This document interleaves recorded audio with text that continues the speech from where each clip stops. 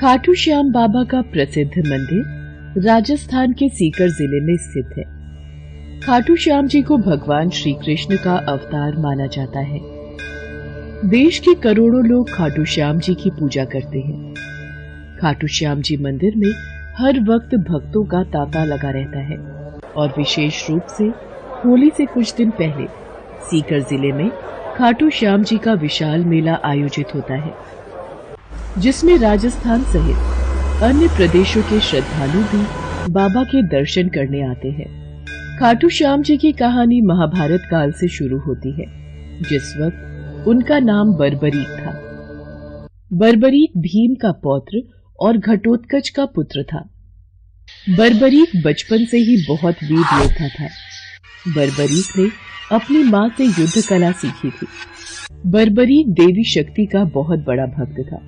एक बार बर्बरीक ने देवी शक्ति की कठोर तपस्या की। बर्बरीक की कठिन तपस्या को देखकर देवी शक्ति वहाँ प्रकट हुई। आंखें खोलो पुत्र।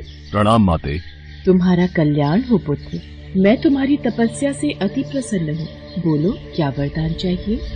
माते, आपने मुझे दर्शन देकर कृतार्थ कर दिया। अब तो बस एक ही अभिलाषा है कि आपका आशीर्वाद सदैव मुझ पर बना रहे और मैं अपना संपूर्ण जीवन दीन दुखियों की सहायता में व्यतीत कर सकूं।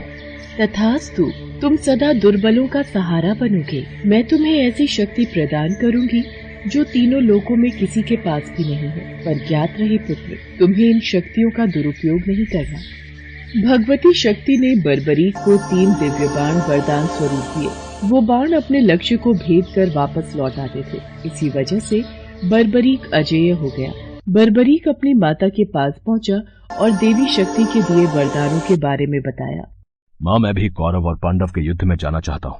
मेरी युद्ध में जाने की बहुत इच्छा है। पुत्र बर्बरीक, मैं जानती हूँ तुम एक महान योद्धा हो, इसलिए मैं तुम्हें रोकूंगी नहीं, पर मुझे वचन दो कि तुम हारे का सहारा बनोगे। तुम युद्ध में हारने वाले की तरफ से लड़ोगे। मैं आपको वचन देता हूँ, मैं हारने वाले की ओर से ही युद्ध करूंगा। अपनी माँ को वचन देकर बर्बरीक नील घोड़े पर सवार होकर 3 बाण लेकर रवाना हो गया। भगवान कृष्ण तो अंतर्यामी है, वो ये सब लीला होते देख रहे थे। भगवान कृष्ण जानते थे कि बर्बरीक केवल हार रही सेना की तरफ से लड़ेगा, और वो ये भी जानते थे कि कौरवों को भी बर्बरीक के इस वचन के बारे में पता है। बर्बरीक कौरवों का सहयोग कर पांडवों का विनाश कर देगा। इस प्रकार जब वो कौरवों की तरफ से लड़ेगा तो पांडवों की लड़ रही सेना कमजोर हो जाएगी। उसके बाद वो पांडवों की सेना में चला जाएगा। इस तरह वो दोनों सेनाओं में घूमता रहेगा। श्री कृष्ण को पता था अगर बर्बरीक इस युद्ध में शामिल हुआ तो कोई भी सेना नहीं जीत पाएगी और अंत में कौरव पांडव दोनों का विनाश हो जाएगा और केवल बर्बरीक शेष रह जाएगा।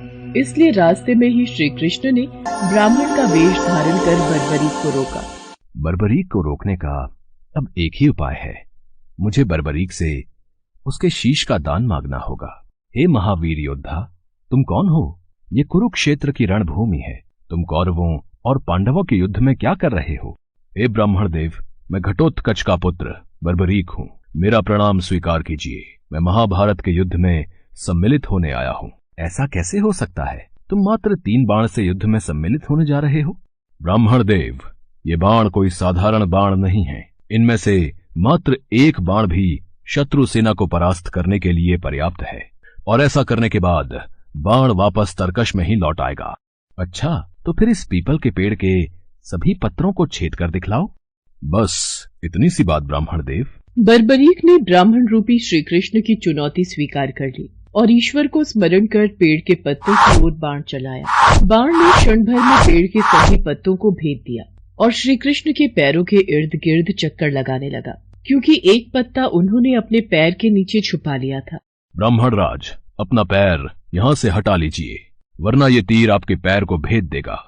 ये तीर बिना लक्ष्य पूरा किए वापस तरकश में नहीं लौटते। बर्बरीक के तीर अचूक हैं, लेकिन अपने निशाने के बारे में खुद बर्बरीक को भी पता नहीं रहता है। असली रणभूमि में अगर मैं सभी पांडव भाइयों को अलग अलग कहीं छिपा भी दूंगा ताकि वो बर्बरीक का शिकार होने से बच जाएं, तब भी बर्बरीक के तीरों से कोई नहीं बच पाएगा। इन अचूक तीरों से कोई नहीं बच सकता है। हे वीर योद्धा, मैं तुम्हारे साहस की सराहना करता हूँ। मैं तुमसे दान स्वरूप कुछ मांगना चाहता हूँ। ब्राह्मण महाराज, यदि मेरे वश में होगा तो मैं आपकी इच्छा स्वरूप दान की अभिलाषा जरूर पूर्ण करूंगा। मैं वचन देता हूँ, आप मुझसे दान में जो भी मांगेंगे मैं आपको मना नहीं करूंगा। मुझे तुम्हारा शीश दान चाहिए, क्या तुम ऐसा कर सकते हो? आप कौन हैं? मुझे अपना परिचय दीजिए। आप मुझे ब्राह्मण नहीं दिखाई देते, कृपया करके मुझे अपने वास्तविक रूप से अवगत कीजिए। बर्बरीक की प्रार्थना करने पर भगवान कृष्ण अपने रूप में आ जाते हैं। बर्बरीक उन्हें प्रणाम करता है। वासुदेव कृष्ण, आप स्वयं मेरे शीश दान की अभिलाषा हेतु आए हैं। बर्बरीक, युद्ध भूमि की पूजा के लिए एक वीरवर क्षत्रिय के शीश के दान की आवश्यकता होती है, और तुम महावीर महायोद्धा हो, अतएव मैं तुमसे शीश दान मांगता हूँ।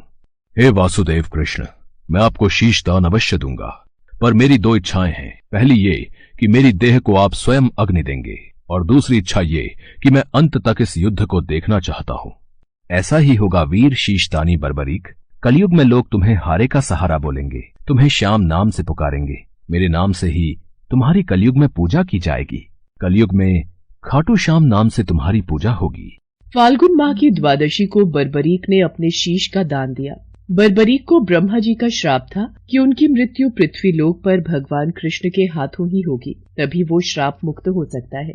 बर्बरीक का सिर युद्ध भूमि के समीप ही एक पहाड़ी पर सुशोभित किया गया, जहां से बर्बरीक ने संपूर्ण महाभारत का युद्ध देखा। युद्ध की समाप्ति पर पांडवों में ही आपसी बहस होने लगी कि युद्ध में विजय का श्रेय किसको जाता है।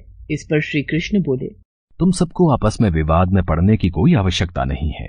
बर्बरीक का शीश संपूर्ण युद्ध का साक्षी है, अतएव उससे बेहतर निर्णायक भला कौन हो सकता है।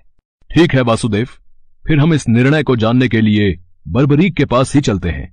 पौत्र बर्बरीक, तुमने तो युद्ध को बहुत ध्यान से देखा है, क्या तुम बता सकते हो हम सब वीरों में से इस युद्ध को जीतने का श्रेय किसे जाता है? श्री कृष्ण ने ही युद्ध में विजय प्राप्त कराने में सबसे महान कार्य किया है। उनकी शिक्षा, उनकी उपस्थिति, उनकी युद्ध नीति ही निर्णायक थी। मुझे तो युद्ध भूमि में सिर्फ वासुदेव कृष्ण का सुदर्शन चक्र घूमता हुआ दिखाई दे रहा था, जो कि शत्रु सेना को काट रहा था। इस धर्म युद्ध को जीतने का संपूर्ण श्रेय भगवान श्री कृष्ण को ही जाता है। वीर बर्बरीक, तुम धन्य हो, तुमने बिल्कुल सही निष्कर्ष दिया। इसके पश्चात सभी पांडव बर्बरीक के निर्णय की सराहना करते हैं और भगवान कृष्ण से क्षमा मांगते हैं, क्योंकि वो जानते थे यदि स्वयं वासुदेव न होते तो ये धर्म युद्ध जीतना असंभव था। धर्म की विजय स्वयं वासुदेव कृष्ण के कारण ही हुई थी। भगवान कृष्ण के आशीर्वाद से बर्बरीक को कलयुग में श्याम नाम से पुकारा जाने लगा। आज भी खाटू श्याम जी महाराज के अनेकों भक्त रोजाना उनके दर्शन करने जाते हैं और उनसे मन वांछित फल की प्राप्ति करते हैं।